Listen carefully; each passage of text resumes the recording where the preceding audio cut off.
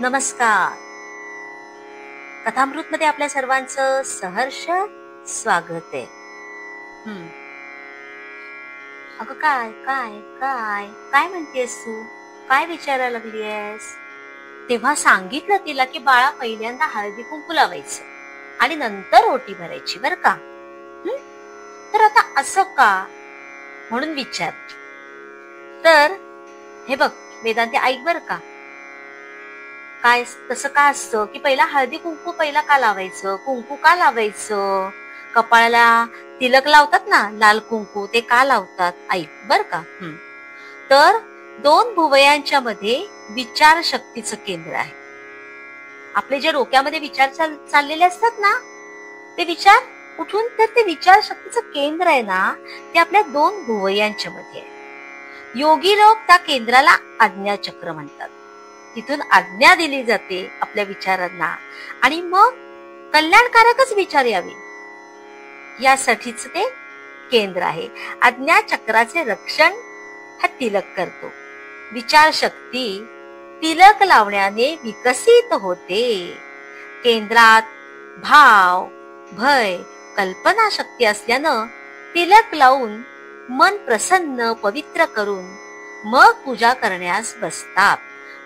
या शरीराला ना या लाल तिलकानं बघा शोभा येते, सौंदर्य खुलून. हे बघ वेदांती, परवा तुला म्हटलेलं बघ, तू छान साडी नेसलेलीस पण कपाळाला कुंकूच लावलं नव्हतंस. तुला सांगितलं ना छान ती टिकली आहे ती लाव. ते लावल्यावर किती छान दिसायला लागलीस बरं तू, होय ना.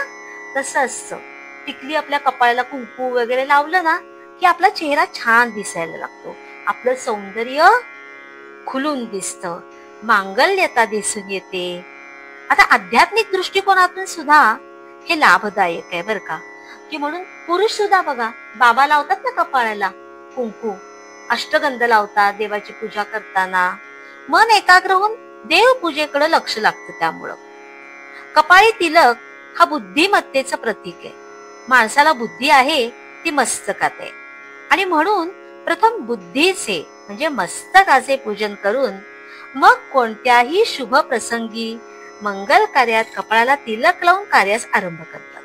गृहप्रवेश असो, होम हवन असो, पूजापाठ असो, सत्यनारायण असो, देवक बसवणे असो, किंवा अगदी न तुम्हाला सांगते डोहाळ जेवण, पुस्तकालयाचे उद्घाटन, पुस्तकालयाचं लग्न, मुंज, वास्तुपूजा, अशी अनेक प्रसंगी शुभ प्रसंगी यजमान जो असतो तो स्वतः तिलक लावतो आणि बाकीची जी लोक आलेली असतात ना आपतेष्ट, त्यांनाही तिलक लावला जातो.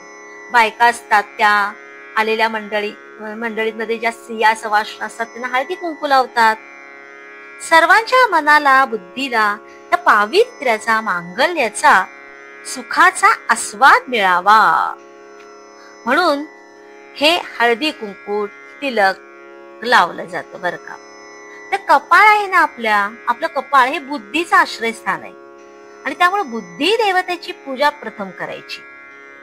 आपला देह म्हणजे ईश्वराचं मंदिर आणि तिलक लावणं म्हणजे पूजा करणं. मधल्या बोटाने दोन भुवयांच्या वर थोडे वर असं तिलक लावायचं बरं का. आणि मधल्या बोटाचा संबंध हृदयाशी असतो. स्पंदने हृदयापर्यंत नेली जातात. मधल्या बोटाला तृतीय नेत्र असं सुद्धा म्हटलं जातं. गंध हे शुभ चिन्ह आहे आणि तिलक हे मांगल्याचे प्रतीक आहे बरं का. गंध आपण जे लावतो कपाळाला, पुरुष असो स्त्रिया असू दे, तर मांगल्याचं प्रतीक आहे. शरीरात शुचिरभूतपणा येतो बघा त्याच्यामुळे. चंदन, हळद कुंकू, अष्टगंध, गुलाल, बुक्का हे 5 पदार्थ तिलक म्हणून वापरतात. केशर, चंदन, गोपी चंदन गंध म्हणून वापरतात. शरीराच्या प्रत्येक अवयवावर देवतांचं अधिष्ठान आहे. तर कपाळावर केशव, कंठात पुरुषोत्तम, नाभीत नारायण, हृदयात वैकुंठ, मस्तकावर ऋषिकेश, पाठीवर पद्मनाभ, कानावर यमुना गंगा, बाहूवर कृष्ण हरी आणि डाव्या हाताच्या मुळाशी दामोदर, उजव्या हाताच्या मुळाशी त्रिविक्रम वसवलेले आहे. गोपी चंदनाचा टिळा लावणारा दुर्गतीला कधीच जात नाही. आणि पुष्कर तीर्थातील मृत्तिका म्हणजे गोपीचंदन. तर हे पवित्र गोपीचंदन घरी ठेवायचं, म्हणजे विठ्ठलाचं वास्तव्य आपल्या घरी राहतं.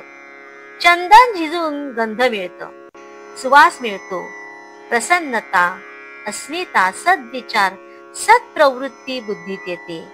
नमन, स्मरण, आचरण, गंधभाव निर्माण होतात. म्हणून मंडळीनो, आपल्या कपाळाला नेहमी गंधाचा टिळा लावावा, सवाष्णीने हळदी कुंकू लावावं. अशी या आपल्या सवाष्णीचं जे लेणं म्हटलं जातं याचं महात्म्य असं आहे. तर मंडळीनो, आता आपण इथंच थांबूया आणि उद्या आणखीन एक कथा, आणखीन एक काहीतरी महात्म्य वैशिष्ट्य घेऊन परत भेटू. तोपर्यंत राम राम.